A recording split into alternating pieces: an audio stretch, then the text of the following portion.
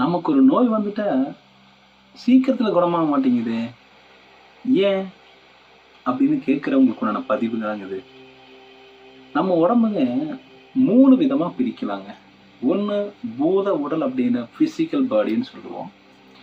அடுத்தது பார்த்தீங்கன்னா கெமிக்கல் பாடின்னு சொல்லக்கூடிய ரசாயன உடல். 3வது பார்த்தீங்கன்னா இறை உடல் அப்படின்னு சொல்லக்கூடிய ஸ்பிரிச்சுவல் பாடி.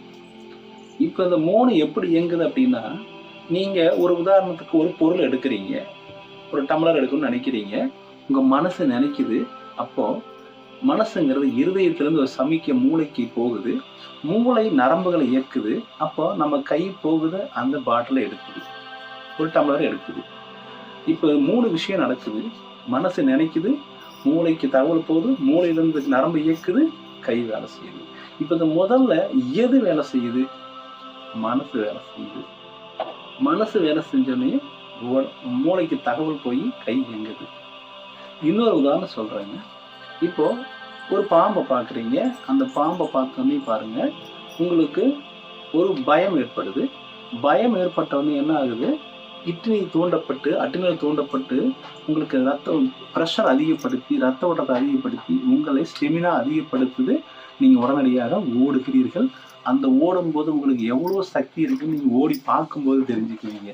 அவ்வளோ வேகம் எங்கிருந்து வந்தது? அப்போது கண்ணு பார்க்குது, கெமிக்கல் ரியாக்ஷன் ஏற்படுது நம்ம பாடியில்.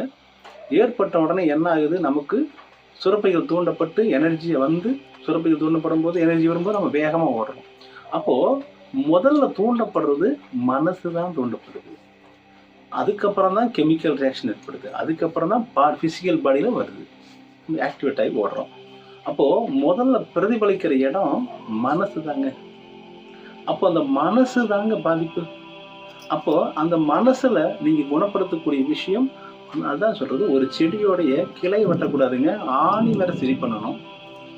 ஆணி வேறுங்க தாங்க. இப்போ இன்றைக்கி மருத்துவம் அத்தனையும் ஆணி வேற வெட்டுறது இல்லைங்க, ஆணி வேற அப்படியே தாங்க இருக்குது.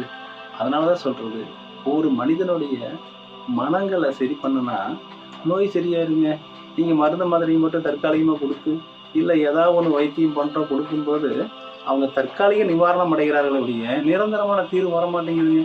அப்போ நிரந்தரமான தீர்வுங்கிறது அந்த அரூபமான ஸ்பிரிச்சுவல் பாடிக்குள்ள இருக்குதுங்க.